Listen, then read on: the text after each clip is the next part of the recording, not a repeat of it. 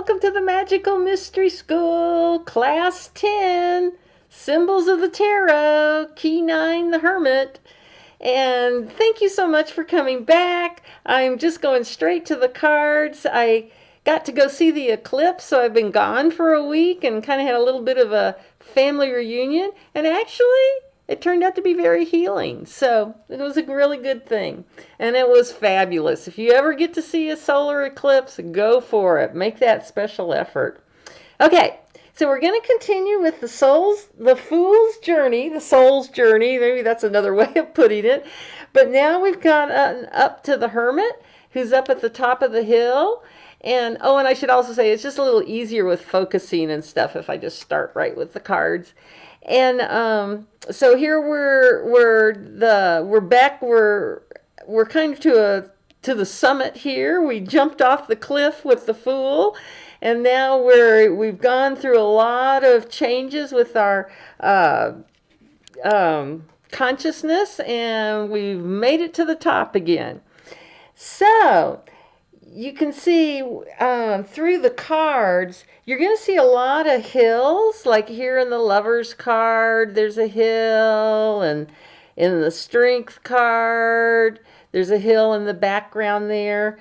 And here's a card that we haven't gone over yet, Temperance, with a hill in the background. And I think I'm going to have to do this once in a while. All right, so when you see that pathway, that's where our consciousness has gone up. And then always imagine whenever you see one of these hills that the Hermit is standing on the top there, looking down on us, showing us his lantern and showing us the way. And here's another card with a hill in the background, and the Hermit's up there on top of that hill. Okay. All righty. Okay, so he's up there. Actually, he is up here on the top of the hill, guiding us with his lantern. He's representing aspirations, inspirations, just that all of that urge inside of you to find out more, to seek more about your own consciousness. And if you're watching this video, you're definitely a seeker, that's for sure. And this card, if you pull it, like when you're doing a tarot card reading or that kind of thing, oftentimes represents investigation. So again, that's kind of where it is investigating into this other realm up here. Now, since we're at the top of the hill here, this represents universal will, not so much personal will. So this is really that primal will to good. The personal will, a lot of times we can get hung up in illusions and that sort of thing. Now, there is a darkness to this card. It shows up. This is the Rider-Waite-Smith deck. And this is the BOTA deck. Oh, and I should have mentioned, this is my stand-in here. And I put a little toga on him just in case YouTube doesn't like that kind of nudity. And this was so cool when I literally 5 minutes ago when I got ready to, okay, I'm really going to do it this time. Look what I found on the floor right under my chair, my little Virgo charm, which I had been looking for. And the Hermit card is the same as the Virgo. Okay. Okay, back to the darkness here. So we are looking for inner truths, dark, things that are deep and dark inside of us. So we are trying to understand our dark emotions and our motivations and that kind of thing. And I don't mean dark in terms of bad. I mean dark is in terms of hidden. Okay, so we're also seeing with this darkness here kind of an idea about the High Priestess too. Now let's go over some of the details. He does have a staff in his hand, and that's reminding us of the Magician. He has the staff as a horizontal, whereas the Hermit has a vertical staff, as above, so below. Here he's still on that physical plane on this table, but remember his whole body here kind of is this wand, as above, so below, is kind of expressing that same idea. But now that he's gotten up here to the top of the hill, he's kind of representing that he's made it. He feels at ease. He feels peaceful about completing his journey. Now, and if you look, his staff isn't quite touching the ground here. And that's kind of showing us that he's just gotten there and he's getting ready to plant this on the ground. So, so for all you newbies out here, the Hermit is a great one to do as one of your meditation cards to help you get up there and plant that conviction of your own inner reality, basically. Now, he does have a white beard, and that's taking us back to the Ancient One, or the Ancient of Days, kind of like the Emperor also had the white beard. That's also that primal will to good. And when we see the snow back here behind, that's kind of showing us a little bit of that same idea of the ancient, but it's an abstract understanding of these cards and our own inner wisdom. So this card is very much removed from the warmth of everyday life. And if you know any Virgos, I guess they do. Sometimes they can get a kind of abstract on you, and not be so in touch with the emotional, passionate side of life. Now, he is dressed in gray robes, and we've talked about that gray stands for unity and wisdom again. And remember that gray comes from whenever we combine any opposite colors, orange and blue, green and red, purple and yellow, will give you gray. And also, I think it's really interesting that actually the shape of the figure here actually looks like a 9, kind of. So that's kind of repeating that same idea. And again, 9 is a number of completion.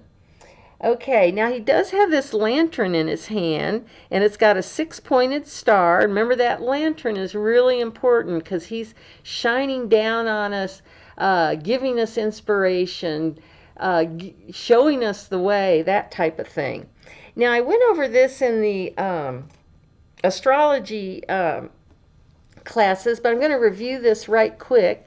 The 6-pointed star, or the Star of David, is a combination of, now here's our symbol for fire, the up-pointed triangle, and then water, which is a downward pointed triangle, and they're put right on top of each other to make this Star of David, the 6-pointed star.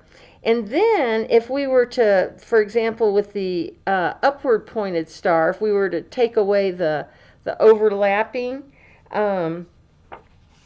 parts of the water triangle, all we're left with is this one horizontal line, and that's the symbol for air. And then the same thing, the reverse, if we took the downward pointing or the water triangle and took away the fire points, we'd have one line left, and we'll have the symbol for earth. So I just kind of wanted to point that out to you, that 6-pointed star does have the meaning of bringing in all the elements and that type of thing also. Also, interestingly enough, Virgo is the 6th sign of the zodiac, so no wonder we're seeing quite a few 6s here also. Now, Virgo is a virgin. She stands by herself, and this kind of is represented here. And the Hermit is also another one of those more androgynous cards. Now, he does have a beard, so it does make him a man. But remember how with the Fool, we couldn't tell whether it's a guy or a gal, really. So there is that sense of androgyny there. Again, kind of that non-sexual, aspect. And a little standoffish. He's off by himself here. And also remember that Virgo is not is ruled by Mercury, but Mercury is also exalted in Virgo. So this gives us a double dose of that magician, because remember the magician is Mercury, is the card for Mercury. Let's see, make sure my focus comes back. Nope.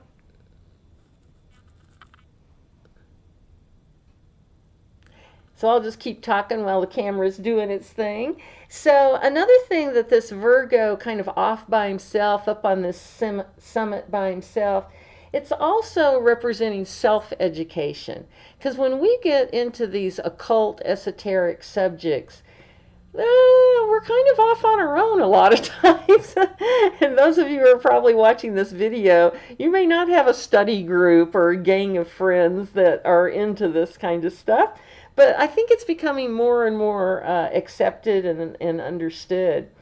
So he's kind of representing that self-education about learning about concentration and manifestation, which again is our magician is concentration and manifestation. Some people would call it manipulation. I prefer to call it just manifestation. Now, Virgo is also a mutable earth sign.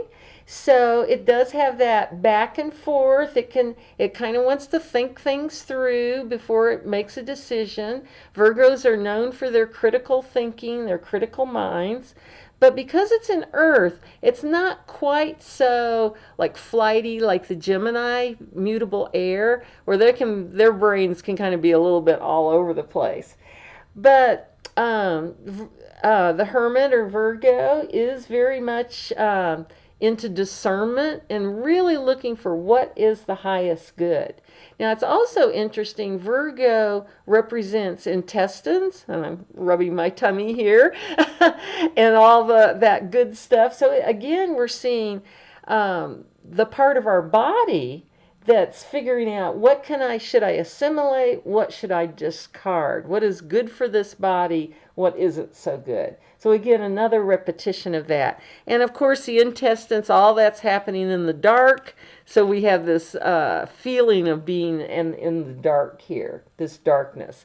But this is also a little bit of a referral to the high priestess. Whenever we see those, any kind of subconscious, and remember when I'm talking about darkness, subconscious, I'm talking unconscious. You may not even be aware of it. So sometimes it can be hard to be aware of some of these higher thoughts here. Okay, so just as a reminder, Virgo or key 9 is the color for it is yellow-green, and the note for it is F natural. Now, you'll also see that there's the Hebrew letter for it is, and I hope I'm saying this right, Yud. And you can see his cap is also that same alphabet letter. And even though it's not, Aleph is the first letter of the Hebrew alphabet, but this is the sort of all letters come out of this fire, this flame symbol, basically. So it's kind of considered that sort of basic symbol.